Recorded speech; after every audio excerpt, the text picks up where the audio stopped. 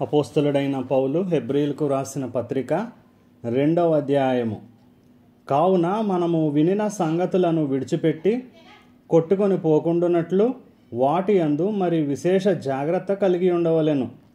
ఎందుకనగా దేవదూతల ద్వారా పలుకబడిన వాక్యము స్థిరపరచబడినందున ప్రతి అతిక్రమమును అవిధేయతయు న్యాయమైన ప్రతిఫలము పొంది ఉండగా ఇంత గొప్ప రక్షణను మనము నిర్లక్ష్యము చేసిన ఎడల ఎలాగు తప్పించుకుందుము?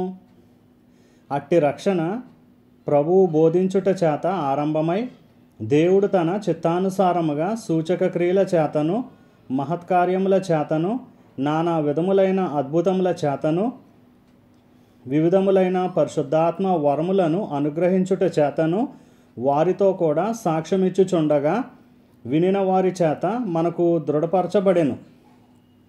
మనము మాటలాడుచున్న ఆ రాబోవు లోకమును ఆయన దూతలకు లోపరచలేదు.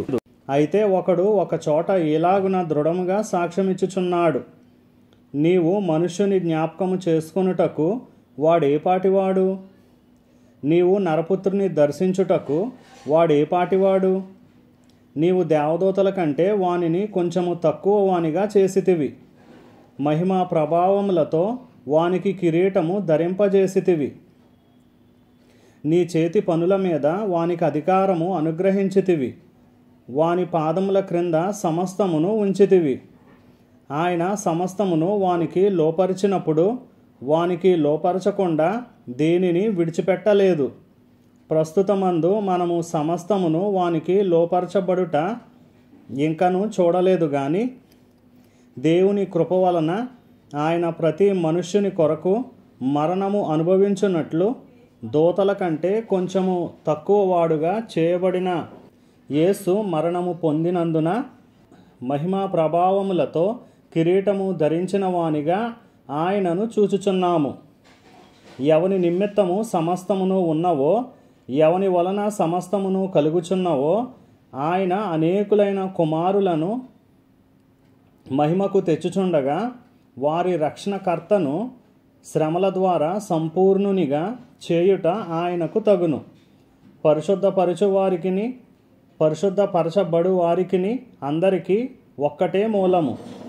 ఈ హేతువు చేతను వారిని సహోదరులని పిలుచుటకు ఆయన సిగ్గుపడక నీ నామమును నా సహోదరులకు ప్రచురపరుతును, సమాజము మధ్య నీ కీర్తిని గానము చేతును అనెను.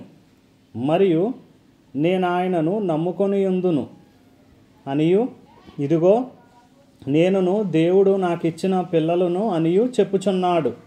కాబట్టి ఆ పిల్లలు రక్తమాంసములు గలవారైనందున ఆ ప్రకారమే మరణము యొక్క బలము గల వానిని అనగా అపవాదిని మరణము ద్వారా నశింపజేయుటకును జీవితకాలమంతయు మరణ భయము చేత దాస్యమునకు లోబడిన వారిని విడిపించుటకును ఆయన కూడా రక్త మాంసములలో పాలివాడాయెను.